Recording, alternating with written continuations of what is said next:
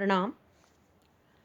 पीछे की वीडियो में हमने आपको बताया था कि सुखी दाम्पत्य जीवन के लिए कुंडली का शुद्ध होना बहुत ज़रूरी है और जो मेलापक करने वाला ज्योतिषी है वो भी बहुत अच्छे तरीके से कुंडली मिलान करे, ये बहुत ज़रूरी है। वहाँ बताया गया कि सुखी दाम्पत्य जीवन के लिए 5 वस्तुओं की आवश्यकता होती है। अच्छा स्वास्थ्य होना, भोगोपभोग की सामग्री की उपलब्धि होना, रति सुख होना, अनिष्ट का अभाव होना, समस्त आवश्यकताओं की पूर्ति के लिए अच्छी क्रय शक्ति होना। ज्योतिष शास्त्र में इन 5 ही वस्तुओं का विचार लगन से, चतुर्थ से, सप्तम से, अष्टम से तथा द्वादश भाव से किया जाता है। लगन को कहते ही शरीर है, शारीरिक स्वास्थ्य का विचार किया जाता है। चौथे भाव से भोगोपभोग की सामग्री का, मकान का, भूमि का, वाहन का, घर के जितने उपकरण हैं उन सब का विचार किया जाता है। सुख और मनुकुलता का विचार भी इसी भाव से किया जाता है। सप्तम भाव सुरति या संभोग का प्रतिनिधि भाव है। पुरुष की कुंडली में यह भाव स्त्री का विचार करवाता है और स्त्री की कुंडली में इस भाव से पुरुष का विचार किया जाता है। अष्टम भाव जीवन में आने वाले विघ्न बाधा, कष्ट, अनिष्ट और मृत्यु का विचार किया जाता है। आयु का विचार भी अष्टम भाव से ही होता है। द्वादश भाव व्यय तथा क्रय शक्ति का द्योतक भाव है। इस प्रकार ज्योतिष शास्त्र की रीति से विचार करते समय दंपत्ति के जीवन में आने वाले सुख दुख का विचार कैसे किया जाए। ज्योतिष का एक साधारण नियम है कि जो भाव अपने स्वामी से अथवा शुभ ग्रहों से दृष्ट और युक्त होगा उस भाव की वृद्धि होती है। वो भाव जिन जिन वस्तुओं का प्रतिनिधित्व करता है वो वस्तुएं दाम्पत्य जीवन में अवश्य मिलती हैं और जो भाव पाप ग्रहों की दृष्टि युति में हो उन वस्तुओं की कमी अथवा उन वस्तुओं का अभाव दाम्पत्य जीवन में रहता है। अब कुंडली में 12 भाव होते हैं। इन 12 ही भावों में गोचरीय क्रम से जब ग्रह घूमता हुआ किसी भी भाव में बैठ जाता है तो वो भाव जिस भी वस्तु का प्रतिनिधित्व करता है उस भाव का शुभ या अशुभ भाव फल देने में वो ग्रह जो है सक्षम हो जाता है। अब इन 12 भावों में ये जो 5 भाव पहले बताए गए, पहला, चौथा, सातवां, आठवां और 12वां, इन 5 भावों में अगर पाप ग्रह बैठते हैं तो दाम्पत्य सुख की हानि होगी। इस प्रकार निष्कर्ष यह निकलेगा कि पाप ग्रह अपने 12 भावों में परिभ्रमण काल के दौरान या भग्न पूर्ति काल में से लगभग 42% जीवन को जो है वो पाप प्रभावित करता है। कहा जा सकता है कि 42% समय तक दाम्पत्य जीवन दुखमय बन सकता है। यदि पाप ग्रह के इस भगण भोग काल को मान लो 100 व्यक्तियों को उदाहरण रूप मान लिया जाए तो 42% लोगों का जीवन हम दाम्पत्य जीवन हम दुखमय कह सकते हैं। 42% को दाम्पत्य सुख से वंचित करने की शक्ति इन पाप ग्रह के प्रभाव की होती है। 42% भाग एक बहुत बड़ा भाग होता है।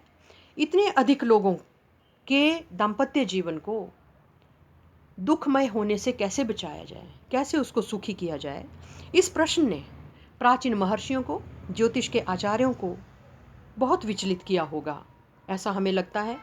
तभी हमारे ज्योतिष शास्त्र के प्रवर्तक ऋषियों ने बार बार इस गंभीर प्रश्न का दत्तचित्त होकर के विचार किया और दाम्पत्य जीवन को प्रभावित करने वाले पाप ग्रहों के इस अशुभ प्रभाव से बचाव का तरीका भी खोज निकाला। इसी को ही मेलापक कहा जाता है। ग्रह मेलापक, ग्रहों का मिलान करना, वर और कन्या की कुंडली में जो भी ग्रह हैं उनका मिलापक करना, इसे ही कहा जाता है।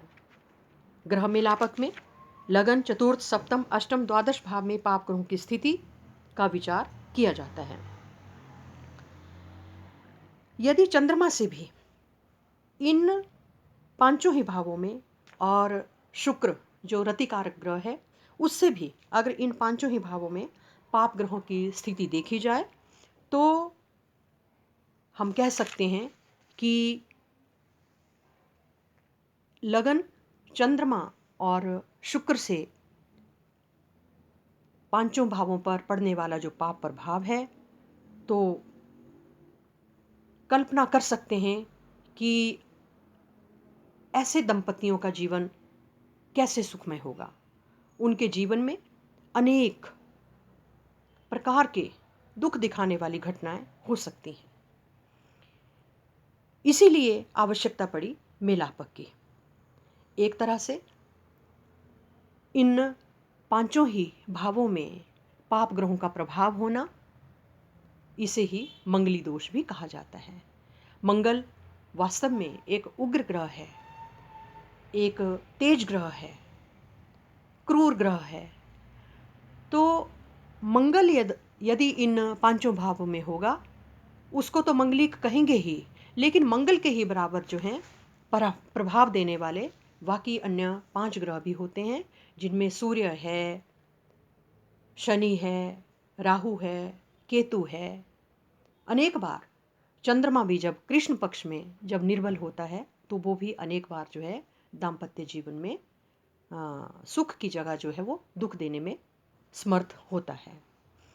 तो मंगली दोष वाले लड़के एवं लड़कियों का दाम्पत्य जीवन सुखमय हो सकता है, ये हमारे मनीषियों ने कहा, यदि उनका ग्रह मेलापक अच्छा हो। ग्रह मेलापक वह विधि है जो यह बतलाती है कि मंगली लड़के का या मंगली लड़की का विवाह किससे किया जाए, तथा जो लोग मंगली दोष से रहित हैं उनके भी सुखमय दाम्पत्य जीवन के लिए ये जो मंगली दोष का योग रहता है कुंडली में, ये उनके ग्रह मेलापक का मार्ग एक तरह से प्रशस्त करता है। वास्तव में मंगली दोष का हवा मान लिया गया है। हिंदू समाज में लड़के और लड़की की कुंडली मिलाते समय इस मंगली दोष पर बहुत अधिक जोर दिया जाता है।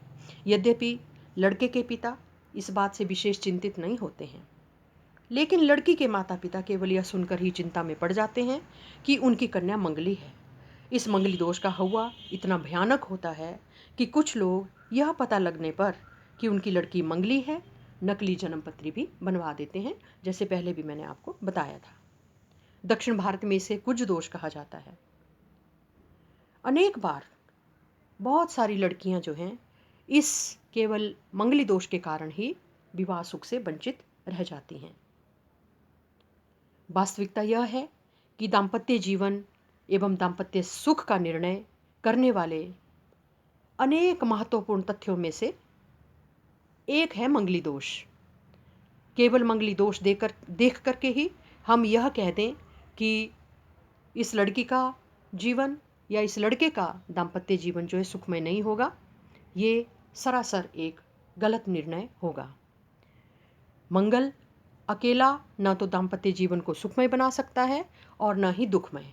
अतः लोगों को चाहिए कि मंगली के नाम से न घबराएं तथा इसके प्रभाव का निर्णय किसी योग्य विद्वान से करवाएं। आगे के वीडियो में हम इसी विषय को आगे बढ़ाएंगे कि मंगली दोष क्या है और इसका निर्णय जो है कुंडली में कैसे किया जाए, अथवा किस तरह की वर अथवा कन्या की कुंडली देख करके, किस तरह से पाप प्रभाव देख करके इन वर और कन्या की कुंडली का मिलान किया जाए, इसके ऊपर विचार हम अगले वीडियो में करेंगे। धन्यवाद।